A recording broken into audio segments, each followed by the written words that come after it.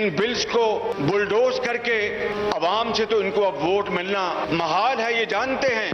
लिहाजा मशीन के जरिए दोबारा ये सिलेक्टेड गवर्नमेंट किसी तरीके से अपनी मियाद को और तूल दे सके, इख्तियारात को इस्तेमाल करते हुए इस इजलास को मौखर करें और मुकम्मल मुशावरत करें। इनकी हुकूमत आने के बाद 3 अल्फाज के मानी बदल गए।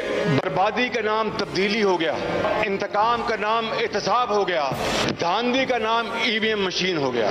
उनकी खिदमत दर्ज करना चाहता हूं, कोई काला कानून मुसल्लत नहीं करना चाहते, हम माजी की कालत को धोना चाहते हैं। आज मैं करता हूं ये ईवीएम मशीन कोई ईवल विशेष मशीन नहीं है। ये मशीन इंशाअल्लाह उन ईवल डिजाइन्स को जो मुसल्लत किए जाते रहे उनको दफन करने के लिए लाई जा रही है। हम आज से इलेक्टोरल वोटिंग मशीन नहीं मानते हैं। अब क्या जल्दी है, हम मिल बैठ के एक ऐसा इलेक्टोरल रिफॉर्म्स लेकर आए जिस पे ना मैं एतराज कर सकता हूं, ना शहबाज शरीफ साहब एतराज कर सकता है। जो इलेक्शन जीतता है उनका हुकूमत बने और मुत्तहिद ऑपोजिशन आपके खिलाफ इस हाउस में एहतजाज करेगा और हाउस के बाहर भी एहतजाज करेगा, अदालत तक पहुंचेंगे, पर आपको इस किस्म का जुल्म नहीं करने देंगे। बिस्मिल्लाहिर्रहमानिर्रहीम। अस्सलाम वालेकुम नाजरीन, आप देख रहे हैं प्रोग्राम एक्सपर्ट्स। मैं हूं दुआ जमील। आज के पैनल का हिस्सा हैं अयाज खान साहब, आमिर इलियास राना साहब, फैसल हुसैन साहब, हाफिज़ ताहिर महमूद अशरफी साहब और मोहम्मद इलियास साहब। नाज़रीन, अपोजिशन एक बार फिर नाकाम हो गई और गवर्नमेंट ने अपनी बरतरी आज साबित कर दी। आज पार्लियामेंट के मुश्तरका इजलास में गवर्नमेंट ने अपने दावों के मुताबिक इलेक्शन रिफॉर्म समेत मुतअद्दिद अहम बिल्स मंजूर करा लिए हैं। इलेक्शन एक्ट तरमीमी बिल की मंजूरी के बाद आइंदा इलेक्शन में वोटर्स बैलेट पेपर्स पर ठप्पे की बजाय ईवीएम का बटन दबाकर अपना वोट कास्ट करेंगे, जबकि ओवरसीज पाकिस्तानीज भी इंटरनेट के जरिए अपना वोट कास्ट कर सकेंगे। मुत्तहिदा अपोजिशन ने ईवीएम, ई वोटिंग और कुलभूषण यादव से मुतल्लिक कानून साजी पर कई एतराज़ात उठाए और शदीद एहतजाज किया। इलेक्शन रिफॉर्म समेत कई बिल्स को मुस्तरद भी किया।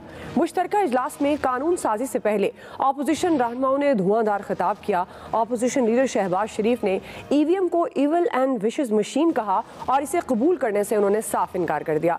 बिलावल भुट्टो ने इलेक्शन तरमीमी एक्ट समेत दीगर बिल्स को सुप्रीम कोर्ट में चैलेंज करने का ऐलान कर दिया।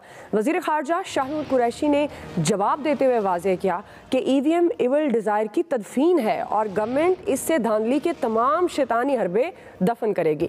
इसी से मुतालिक आज का एक्सपर्ट्स के लिए पहला और बड़ा सवाल, आमिर साहब मैं आपसे आगाज़ कर रही हूँ। अब ये किसकी बात पे हम यकीन करें कि ये ईवीएम शैतानी मशीन है या शैतानी हरबों की तदफीन है? वैसे अब ये वाकई तजस्सुस हो रहा है, ये मशीन है क्या और किस तरह से फिर अब काम करेगी? ये किसकी बात माने, शाह कुरैशी साहब की या अपोजिशन लीडर की?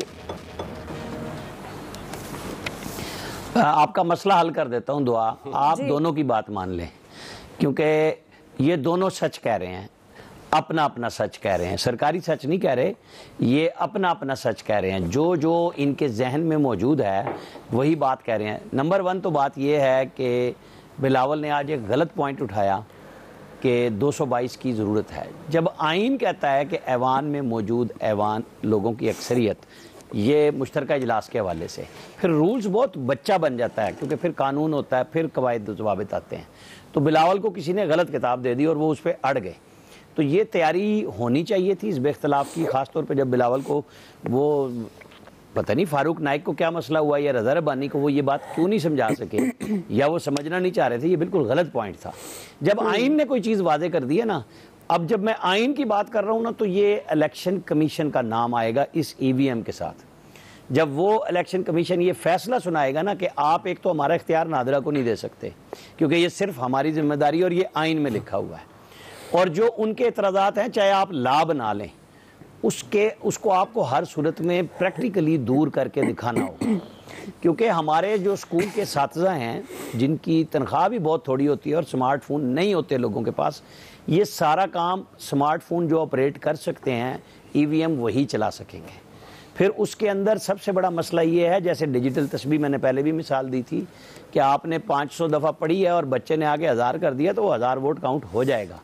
अब वो फिर बाद में फसाद होगा शुरू, क्योंकि ये कहीं इंटरनेट से मुंसलिक नहीं है, हाथ से ही गिनना है। अभी बड़े मराहिल हैं और गवर्नमेंट ने ला बना लिया, अब इसको काम करना पड़ेगा। बात जहन में रख लें आप सब कि जब इस तरह की कानून साजी हो जाए जिसमें इत्तफाक़ राय ज़रूरी और आप नहीं करते, तो जब निगरान हुकूमतें आती हैं इस मुल्क में, जाने वाली हुकूमत का हर काम एक सिंपल आर्डीनेंस के साथ उड़ाया गया है।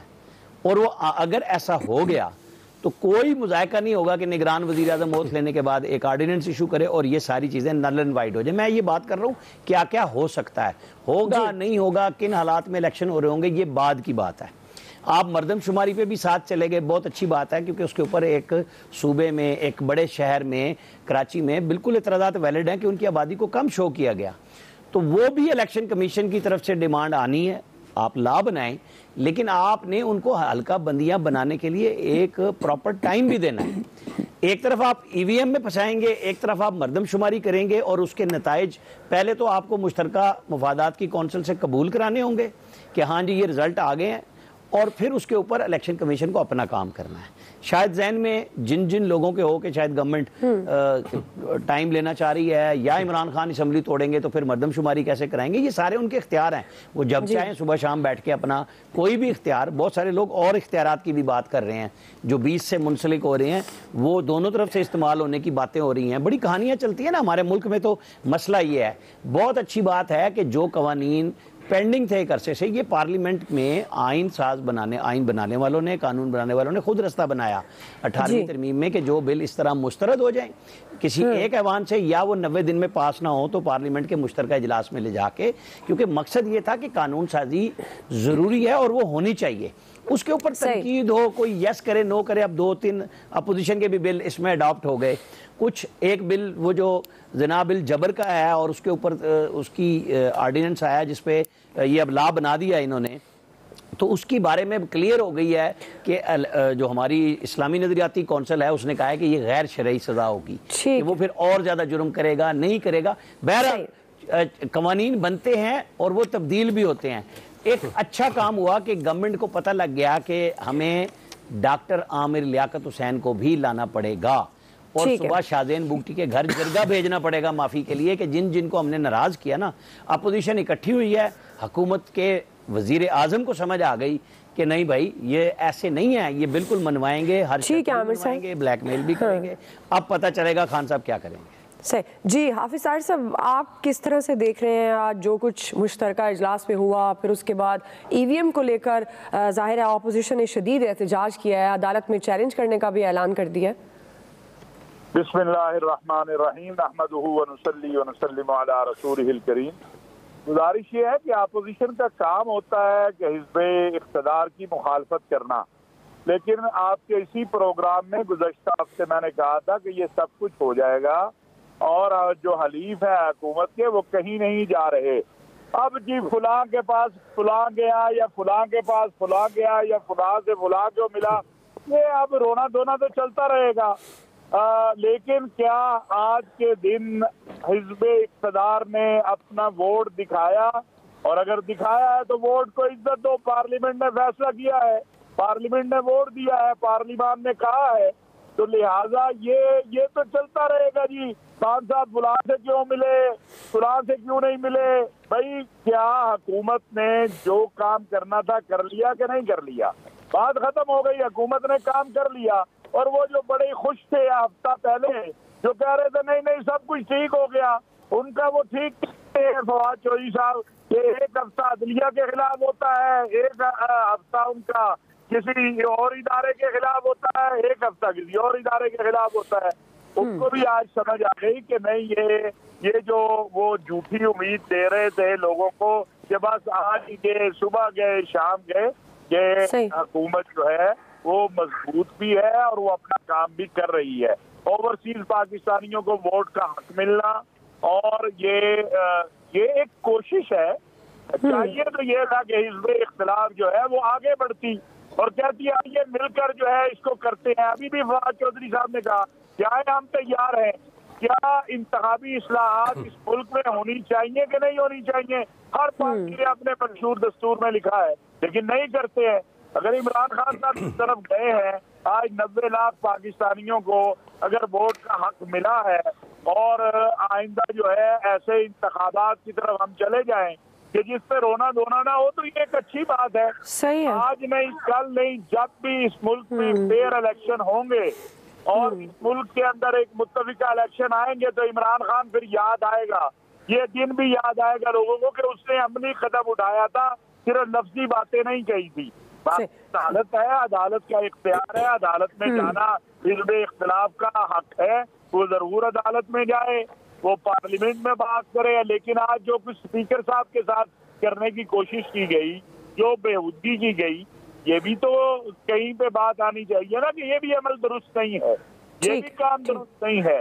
और आमिर लियाकत साहब वो कल भी इमरान खान साहब के साथ थे, आज भी आइंदा भी साथ होंगे, फिक्र ना करें आप। सही जी अयाज साहब, वैसे फिर अगर ये मशीन इतनी अच्छी है कि इतने याद रखा जाएगा इमरान खान साहब को भी, और वो जो धांधली की बातें होती हैं वो भी नहीं होंगी, फिर तो मेरे ख्याल में ऑपोजिशन को साथ देना चाहिए इस मशीन के लिए। एक तो हाफिज साहब के जज्बात और जोश ज़ाहिर समझ में आता है, आज उनकी हुकूमत जीती है, इसमें कोई शुबा नहीं है।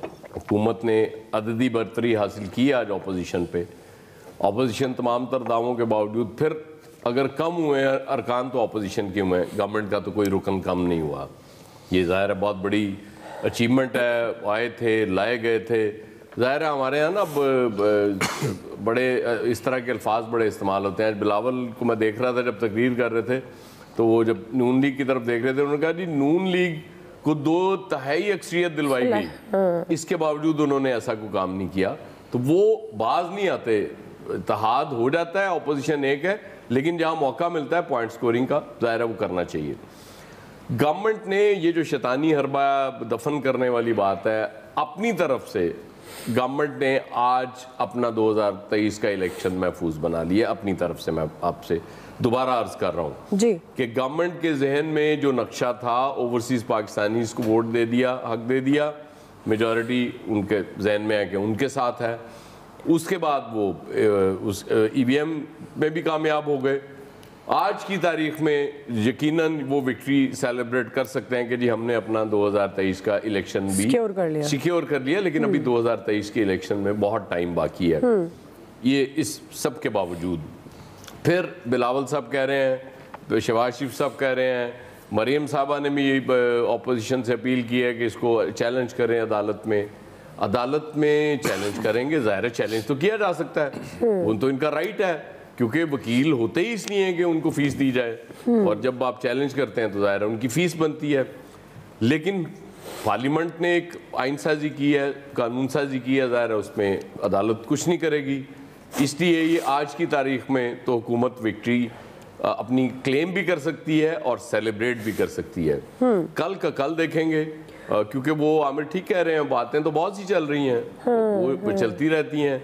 ये भी कहा जा रहा था कि जी 20 तारीख से पहले हुकूमत कराना चाह रही थी, उसमें कामयाब हो गई है, और कोई आज अलविदाई मुलाकात भी हो गई है, उस पर भी बहुत लोग कमेंट कर रहे हैं कि जी लें जी वो टास्क तो पूरा हो गया। तो बहरहाल ये तो होता ही रहता ना हमारे मुल्क में। आप जी फैसल साहब। अच्छा, ये जो डॉक्टर आमिर लियाकत ने कहा है ना कि हम इजलास में आए नहीं है, लाए गए हैं, ये एक जुमला नहीं है, ये पूरे इजलास की रोदाद है। अगर आपसे कोई बोले ना कि इस पूरी कार्रवाई को अगर आप एक जुमले में बयान कर दें तो आप ये कह सकती हैं कि आए नहीं, लाए गए थे। ये एक तो हुकूमती रुकन कह रहा है, तो ये हुकूमती रुकन का इशू नहीं है। ये अपोजिशन भी जो थी ना, आई नहीं थी, लाई गई थी, तैयार कराई गई थी इस काम के लिए। ये जो शहबाज शरीफ साहब की आप तकरीर सुने, पूरी यकीनन आपने सुनी होगी, ये जितना बड़ा इशू था, जितना अहम मामला था, क्या है तकरीर जो है उस लेवल की तकरीर थी, अपोजिशन के लीडर की तकरीर थी? आज कहीं से वो लग रहा था कि वो जो जितना बड़ी अपोजिशन अपने दावे करती है और तकरीर का म्यार भी वो था? ये जिस तरह की उन्होंने गुफ्तगू की है, क्या मामला इतना ही जो है वो गैर अहम था जिस तरह की उन्होंने गुफ्तगू की? आमिर साहब जो कह रहे हैं ना कि वो बिलावल साहब को शायद पता नहीं था, भाई पता सब था, बोलना नहीं था। जो बोलने को कहा गया था सिर्फ वही बोला गया। ऐसा नहीं है कि उनको नहीं पता था, या उनके माहिरी जो फारूक एसनाइद ने उनको गलत बता दिया था, या फारूक एसनाइद को पता नहीं था। सबको सब पता था, सबके हाथ में स्क्रिप्ट था, इतना ही शोर मचाना था, सब जहनी तौर पे तैयार थे। वही हुआ जो 3 साल से अपोजिशन जो काम कर रही है ना, आज भी अपोजिशन ने वही काम किया है जो 3 साल से जो है वो करते आ रहे हैं। वो जो आमिर लियाकत जो कह रहे हैं आए नहीं, लाए गए, तो सभी लाए गए थे, तैयारी करके लाए गए थे सब। लेकिन इमरान जो एयाज साहब कह रहे हैं ना कि आज इमरान खान साहब की हुकूमत की ये फतह है, तो पता नहीं इस मुल्क में फतह का क्या म्यार है। अगर फतह के म्यारात यही म्यारात हैं कि आपने दूसरों के कंधों पे बैठ के अपनी फतह के झंडे गाड़ने, तो ठीक है, बहुत बड़ी उनकी जो है वो फतह है।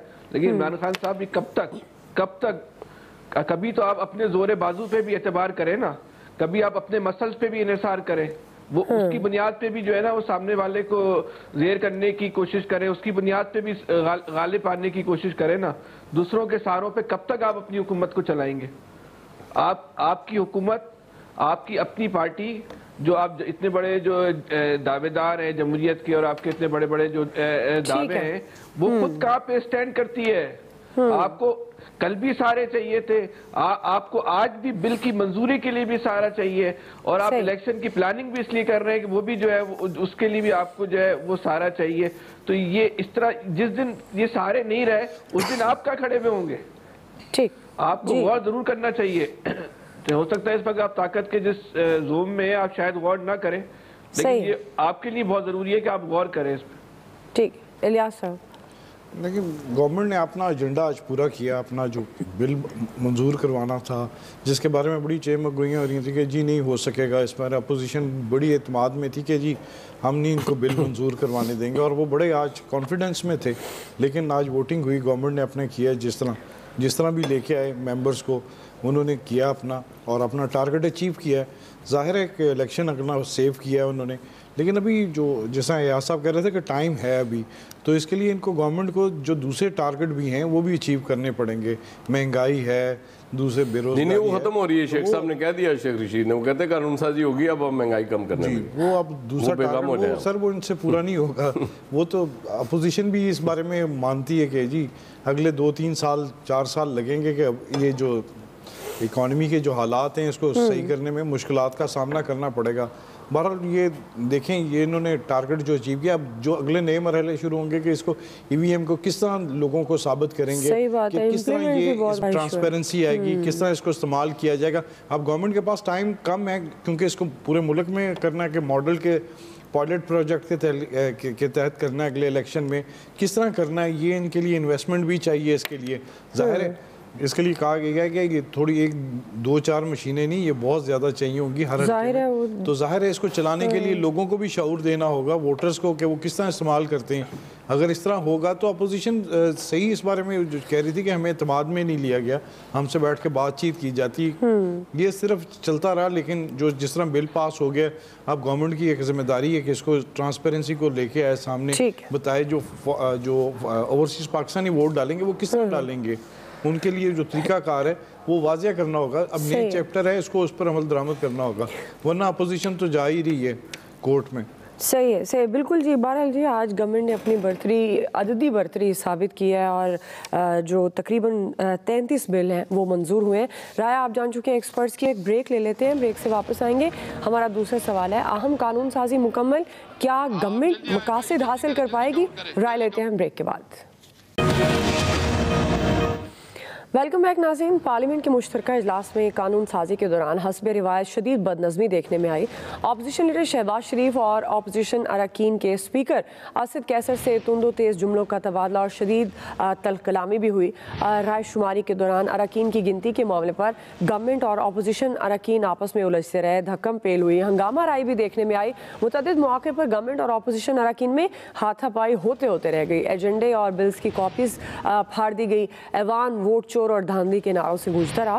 प्राइम मिनिस्टर और स्पीकर की सिक्योरिटी के लिए गार्ड्स की लंबी लंबी लाइंस भी देखने में नजर आई हैं।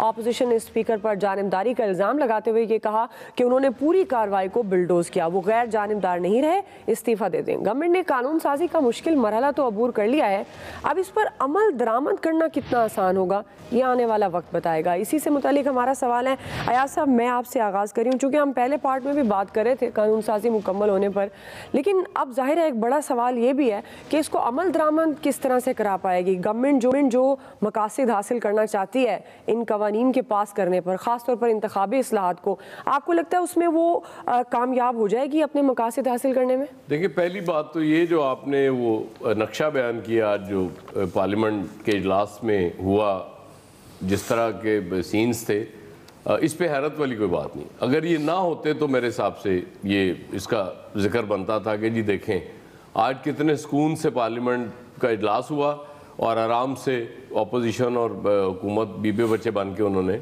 वो पास करा लिए बिल, या किसी बिल से पीछे हट गए। अब देखिए अमरीकी निज़ाम में क्या होता है, वहाँ जब बिल कोई गवर्नमेंट के पास अगर अक्सरियत नहीं है तो वो लॉबिंग करते हैं, वो मुख्तलिफ उनके पास जाते हैं, अरकान के पास उनको समझाते हैं कि कितना ज़रूरी है इस कौम के लिए, और उसके बाद फिर वो वहाँ चूँकि वो फ्लोर क्रॉसिंग का इशू नहीं है, यहाँ तो फ्लोर क्रॉसिंग का भी मसला है ना, ज़ाहिर आप नहीं कर सकते, खैर वो अलग बातें हैं। गवर्नमेंट के असल मकसद तो ये था कि इनको पास करा लें, जो गवर्नमेंट चाह रही थी वो तो उसने हासिल कर लिया है। अब बाकी टेक्निकलिटीज़ बिल्कुल हैं, इलेक्शन कमीशन मतलब कितना थोड़ा टाइम है, फिर ये कि इलेक्शन कमीशन क्या गवर्नमेंट जो उनको दे रही होगी मशीन्स EVMs वो ले लेगा, या जो उनके तरीक़ाकार में दर्ज है कि उसके लिए कहीं से भी वो ले सकते हैं, फिर बिल्कुल लोगों को ट्रेन करना, उसका इस्तेमाल करना। और जैसे वो आप बात कर रही थी ब्रेक में कि सिर्फ शहरों में तो नहीं होना, बड़े शहरों में, और शहरों में भी हो जाए तो हर बंदा तो बड़ा मुश्किल होता है ना उसके लिए। बेशुमार लोग मोबाइल उनके पास होता है, वो कॉल कर लेते हैं, रिसीव कर लेते हैं, लेकिन जब उन्होंने कुछ करना होता है उसमें वो नहीं करना, वो किसी बच्चे को देते हैं कि यार ये मुझे करके दो, इसमें से क्या किया जा सकता है। ये तो मसाइल हैं इस कौम के, वहाँ पे EVM को इस तरह लाना, ये जाहिर है जो मुआशरे बहुत पढ़े लिखे मुआशरों में तो ये बहुत आसान काम है, उनको समझाना भी बड़ा आसान होता है। फिर या तो ये आप बहुत शुरू में कर देते ये कानून साजी, और उसके बाद आप इलेक्शन कमीशन के साथ बैठ जाते, और फिर वो लोगों को ट्रेन करते करते तब तक 2023 तक वो लोग शायद ट्रेन भी हो जाते जी। ये मतलब बिल पास कराने के हद तक, कानून बनाने के हद तक तो गवर्नमेंट पास हो गई, अपने मकासद हासिल कर लिए हैं उसने। आगे क्या होगा ये इसका सवाल, इस सवाल का जवाब अभी मेरे पास तो नहीं है, राना साहब के पास शायद हो। जी आमिर साहब, आपको क्या लगता है मकासद, जाहिर है कहा तो यही जा रहा है ना कि EVM के ज़रिए ही वो जो सवालात उठाए जाते थे इलेक्शन प्रोसेस पर कि धांधली हुई है, शफाफ इलेक्शन नहीं हुए, उसका खात्मा हो सकेगा। आपको लगता है कि उन मकासद की तरफ बढ़ पाएगी गवर्नमेंट, हासिल कर पाएगी, उसको इम्प्लीमेंट कर पाएगी कि EVM को ट्रेन कर सके, जिस तरह अयाज साहब 2-3 पॉइंट्स पर बात भी कर रहे थे। ज़ाहिर है ये भी एक बहुत बड़ा सवाल है, लोगों को ट्रेन करना, इलेक्शन अमले को ट्रेन करना, और इस मुख्तसर वक्त में ये किस तरह से आपको लगता है गवर्नमेंट कर सकेगी? देखिए जो आज बिल पास हुए ना, एक बात मैं वजाहत कर दूं, जो सबसे पहली बात आई थी ना कि एक इंतखाबी इस्लाहत का पहला बिल डेफर हुआ था, वो डेफर ही है, वो पेश नहीं हुआ। वो ये था कि इलेक्शन कमीशन से काम लेके नादरा को दे दिया जाए इंतखाबी फहरिस्तों का और इंतखाबी हल्का बंदियों का, जिस पे इलेक्शन कमीशन ने लिख के इनको कहा था कि ये नहीं कर सकते आप, ये आइन में दर्ज है, या तो आइनी तरमीम कर लें, फिर ठीक है, फिर इलेक्शन कमीशन फारिग हो जाएगा, फिर नादरा करा ले। अब EVM के ऊपर जो सवालात है ना, वो यही इलेक्शन कमीशन बार बार गवर्नमेंट से कह रहा है कि एक तो साइंस एंड टेक्नोलॉजी तो एक मशीन लाई है ना, ये तो टेंडर होगा ओपन के लोगों से इनवाइट की जाएंगी, लाखों मशीनें होंगी, एक पोलिंग स्टेशन में 3-3, 4-4 मशीनें लगेंगी, ख़वातीन के लिए अलग लगेंगी, मर्दों के लिए अलग लगेंगी, फिर उनको हैंडल करना, फिर हैंडल करने वाले टीचर्स होते हैं, कुछ और लोग होते हैं। मैं पहले सेगमेंट में भी कह रहा था कि ये हर बंदे का काम नहीं है। ये पाकिस्तान के अंदर सबसे पहले लाहौर हाई कोर्ट में ये मशीन जो है इलेक्ट्रॉनिक वोटिंग की आई, और ये लाए थे जो अब सेनेटर बन गए आज़म नज़ीर तारर नून लीग के, जब ये हाई कोर्ट बार के सदर थे। वो आज भी ये कहते हैं कि हमारे वकील जो सबसे ज़्यादा पढ़ा लिखा तबका है, और कुर्सियाँ शुर्सियाँ चलाना और बात है, डिग्री लेके बैठे हुए हैं, वो धांधली का भी इल्ज़ाम लगाते हैं और कहते हैं मशीन गलत हुई है, इसमें धांधली हुई है और हमें चलानी नहीं आती। जब आप देखें वोटर भी, जो अयाज साहब ने मिसाल दी, वोटर भी वही होगा, फिर उसके अंदर अंगूठे का निशान होगा, तो 60 साल प्लस वालों के तो वैसे वो जो इमदाद रहना चाह रहे हैं उनके नहीं अंगूठे मिलते, फिर वोट डालने पे फिर वो डबल काउंटिंग होगी कि पर्ची जो निकल रही है इस वक्त हमारी स्क्रीन पे ABC के नाम पे, जब वोटर निकलेगा उसको अलग आपको काउंट करना होगा, और मशीन के जो डिजिट्स हैं उनको अलग काउंट करना होगा, और आप इस पे अमले की ट्रेनिंग पे कई महीने चाहिए। फिर आपने साथ इसके लगा दिया है मर्दमशुमारी वाला काम। जब मर्दमशुमारी होगी फिर हल्का बंदियां नए बनेंगी, उसका टाइम चाहिए। इसीलिए हम बार बार इस प्रोग्राम में सब लोग बात करते थे कि जनाब आप अपोजिशन के साथ बैठ जाएं, आपकी 117 नशिस्तें हो चुकी हुई हैं PMLN के साथ में। जो 2 चीजें आप नए लाए हैं उनको भी बिठाएं और सारी चीजें एक पैकेज के सूरत में पास कर दें। कोई पाकिस्तान में नहीं चाहता जी शऊर शख्स के धांधली हो। हर बंदा ये चाहता है कि अच्छे अंदाज से तय कर लें। ये वही चीफ इलेक्शन कमिश्नर हैं जिन्हें आप लाए, आपने नामजद किया। जैसे खुर्शीद शाह और शाहिद खाकान को ताना दिया जाता है कि जनाब ये वही चेयरमैन नैब है जिनको आप लाए। अब हम अगले सेगमेंट में आएंगे तो फिर हम उस पर बात करेंगे कि साकिब निसार को भी नवाज शरीफ ने जज बनवाया था और राना शमीम को भी नवाज शरीफ ने जज बनाया था। एक जज अच्छा तो दूसरा अच्छा कैसे नहीं हो सकता? सिस्टम एक है, काम एक है, तो फिर आपको चेक करना पड़ेगा कि लोगों को ले के साथ चलें, बिठा के चलें और मामले को फहम से ठीक कर दें। अच्छा वही जो मेरे साथ अच्छा लेकिन तमाम स्टेक होल्डर्स का एक पेज पर भी होना बड़ा जरूरी है। इलेक्शन प्रोसेस में अगर बात करें, फैसल साहब। अच्छा, एक तो मेरा ख्याल है ना कि आप लोग शायद अगर इतने ही इस हुकूमत को अवाम पर इन्हिसार करना होता कि अवाम चलाएंगे कैसे, तो मशीनों पे इन्हिसार ही नहीं करते। इन्हिसारी मशीनों पे करना था तो अवाम को चलाना आए या नहीं आए तो वो तो कितना बड़ा हुकूमत के लिए इशू नहीं है। लेकिन ये मशीन है और मशीन का जो है वो ऑपरेटर होगा। वो ऑपरेटर यहाँ पे जो है ना चेंज होते रहते हैं। हमने अपनी जो सहाफती ज़िंदगी में और सियासी तारीख में पाकिस्तान की देखा है, आज कोई किसी के साथ है तो यहाँ 24 घंटे में उसकी वफादारियाँ जो है चेंज आती है। ट्रांसफ़र पोस्टिंग भी होती रहती है अफसरान की। लोग बहुत कोशिश करते हैं कि अफसर ना जाए, फिर भी वो अफसर चला जाता है। कोई नए अफसर को आने से भी बहुत सारे लोग कोशिश करते हैं। तो ये एक सवाल है ऐसी, तो कहीं ये तो नहीं कि ये कल इमरान खान साहब ये कल एहतजाज या शोर कर रहे हो कि इन मशीनों को जो है वो धांधली के लिए इस्तेमाल किया गया और हमारे खिलाफ हमें जो है उससे जो है इलेक्शन हरा दिया गया EVM के जरिए।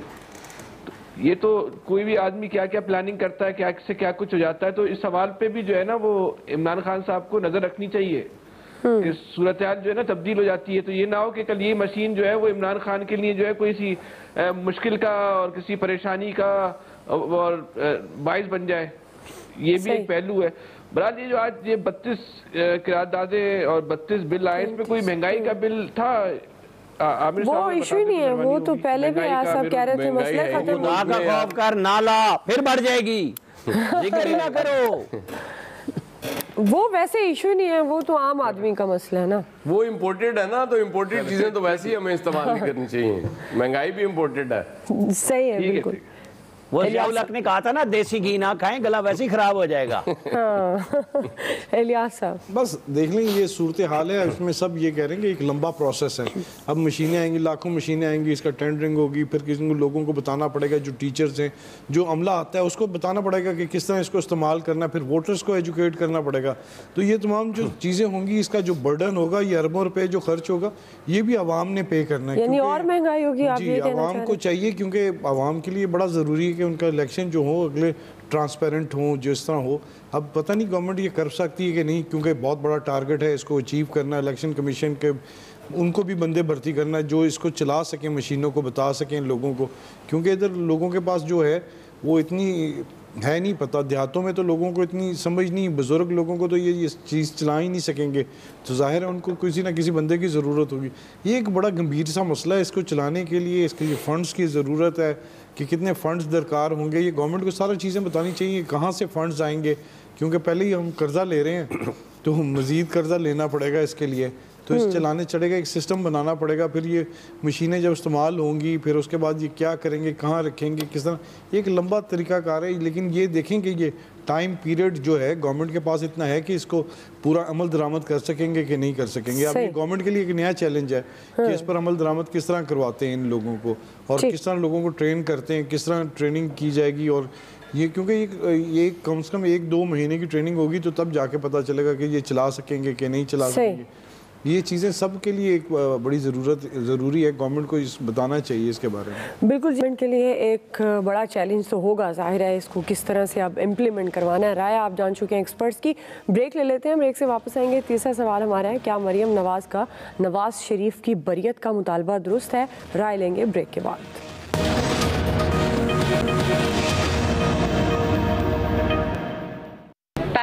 पनामा करते हुए जो इकामे पर जिल्लत का सफ़र इख्तिताम पजीर हुआ, इसका एक ही बाइज्जत रास्ता है, एक ही हल है, एक ही तरीका है, और वो ये है कि जो तारीखी नाइंसाफियां आप कर चुके हैं उनको आप अनडू करें।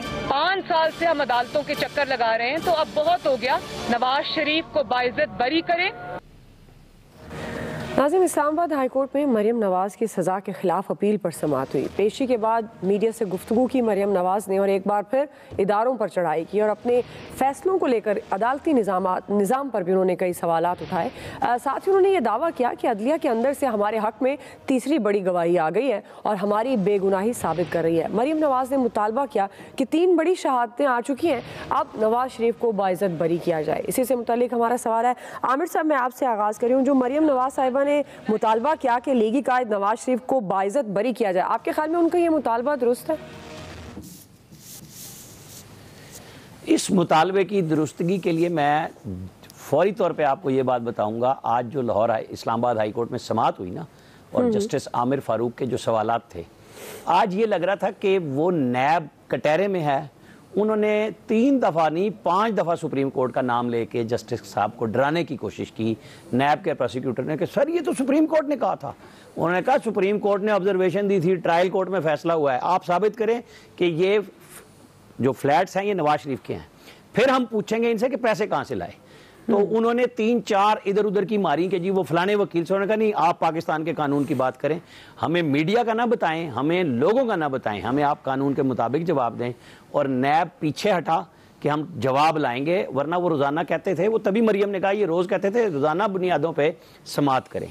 आज माहौल बिल्कुल मुख्तलिफ था और इसका जवाब अब 24 को जब नैब के प्रोसिक्यूटर लाएंगे, क्योंकि इन्होंने कैलबरी फोर्ट की जो सज़ा मिली है ना मरियम को, पहले तो साबित करना है कि नवाज शरीफ मालिक थे, फिर साबित करना है इन्होंने कि पैसे कहाँ से आए, क्योंकि ये तो सबूत देना है ना।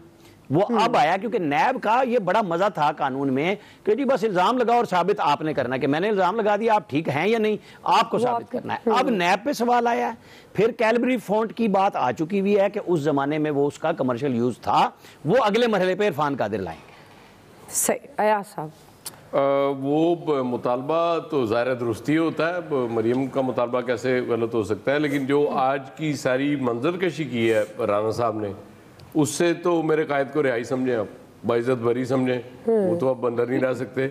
मरियम जब कह रही थी ना 5 साल हमने अदालतों के चक्कर लगा लिए बहुत, तो मैं अगला जुमला एक्सपेक्ट कर रहा था शायद कहेंगे अब जजों को हमारे वहाँ आना चाहिए कि वो चक्कर लगाएं हमारे घरों के। बिल्कुल जहाँ जहाँ नाइंसाफ़ी हुई है उसको अंडू होना चाहिए। बिल्कुल मैं मरियम साहबा के इस मुतालबे की हिमायत करता हूँ, और जहाँ ज़्यादती हुई है सिर्फ ये नहीं कि उस ज्यादती का अजाला इस तरह हो जाए कि जी ठीक है बरी कर दिया जाए, जिसने ज्यादती की है उसके खिलाफ भी कार्रवाई होनी चाहिए। सही। फैसल साहब, अच्छा हमारे आमिर भाई में ना बहुत सारी क्वालिटियां हैं। एक क्वालिटी इनमें ये भी है, बहुत सादा तबीयत आदमी है, इनकी ये भी एक अच्छी यानी कि मुस्बत बात है। आमिर भाई ने मुस्बत बात की, नाराज नहीं हो जाना इस बात पे, और नाराज होकर चिचोरापन शुरू कर दो। अच्छा देखिए ये जो बात है कि तो अदालत ने कहा कि आपके पास जब जवाब नहीं होता तो आमिर इलियास सामने आ जाता है क्योंकि जवाब मांगा है। मैं तो मौजूद हूँ भाई मशके सितम के लिए, क्योंकि तुम्हारे पास बात ही नहीं होती। अच्छा सुन तो ले जो नवाज शरीफ साहब के बेटे का जो इतना शौरा आफाक इंटरव्यू है जिसमें उन्होंने खुद कहा कि हमारी प्रॉपर्टी है, तो उसके बाद मतलब कौन सा सबूत चाहिए? एक आदमी खुद कह रहा है कि हमारी प्रॉपर्टी है, उसके बाद सबूत कौन सा चाहिए? अच्छा फिर उसने ये भी कहा है कि ये मुझे मेरे दादा ने दी है। अब जिन्होंने इल्जाम लगाया है वो साबित करें कि नवाज शरीफ की प्रॉपर्टी है। उसने ये कहा ना, उसी बेटे ने कहा कि मेरे दादा ने मुझे दी। अब आप सुन लें और जवाब भी दे लें। सुन तो ले, क्योंकि पहले तो कहानी थी ना कि नैब ने कह दिया आप साबित करें, अब नैब को साबित करना है कि जो कहा है वो ठीक है। जवाब दो। सुन ले फैसल साहब। जी फैसल साहब क्विकली। भूल गए मेरे इससे कभी जो मुस्लिम लीग से मुतल्लिक जो भी सवाल वो करे ना उसका जवाब भी मेरा इन्हीं से ले लेगा। ये बड़ा अच्छा देते हैं। अभी इन्होंने कितना अच्छा जवाब दिया। आपने पूछा था मरियम ने सही बोला, नहीं भूल गए, अब भूल गए, जज ने ये कहा फला का। अब ये देखें ये मरियम नवाज साहिबा जो मशवरा दे रही हैं कि नवाज शरीफ साहब को बाइज्जत बरी कर दिया जाए, ये अपने वालिद साहब को क्यों मशवरा नहीं देती कि आप बाइज्जत सियासी जिंदगी गुजारें और पाकिस्तान वापस आ जाएं? आप एक वकार के साथ पाकिस्तान आ जाएं, क्योंकि ये तो अब तयशुदा बात हो गई ना कि वहाँ को उनके इलाज का इशू नहीं है, वहाँ इलाज का मामला नहीं चल रहा, तो फिर आप लीडर वाली बात करें ना। जब आप दावेदार हैं लीडर होने की, तो ये अदाकारियां ना करें, आ जाए पाकिस्तान और वकार के साथ जो है वो इतने बड़े बड़े जो बातें करते हैं और यहाँ पे वो खुमैनी की तरह अपना इस्तकबाल करवाएं, तो आ जाएगा 24 घंटे के अंदर इस मुल्क के अंदर इंकलाब, 24 घंटे के अंदर जो है वोट को इज्जत भी मिल जाएगी, लेकिन ताकत भी लेकर आए, इतनी हिम्मत भी पैदा करें। खौफजदा आदमी को लीडर कहलवाने का हक नहीं होना चाहिए। ठीक है फैसल साहब। जी इलियास साहब, अब देखिए इन्होंने तो बरीयत का मुतालबा कर दिया, इन्होंने कहा कि जी हम तो बिल्कुल बेकसूर हैं, अब साबित करें। अब ये नैब की जानिब से जो लेके आएंगे जवाब, उससे पता चलेगा कि क्या जवाब लेके आते हैं नैब को, क्योंकि नैब इस दफ़ा जो गई है जवाब लेने के लिए, नैब के पास जवाब होना चाहिए, क्योंकि इन्होंने केस बनाया है तो इनके पास सारी चीज़ें रिपोर्ट्स वगैरह तैयार होनी चाहिए। इसलिए कहा कि नैब की इन्वेस्टिगेशन जो है वो सही होनी चाहिए, ताकि हकायक पर होनी चाहिए, उनके पास तमाम जवाब होने चाहिए। अब वो जवाब लेके आएंगे 24 तारीख को, फिर देखेंगे क्या केस का होता है। जवाब भी समझिए, आपको आ गया। आज के एक्सपर्ट से इतना ही, ख्याल रखिए, अल्लाह हाफिज़।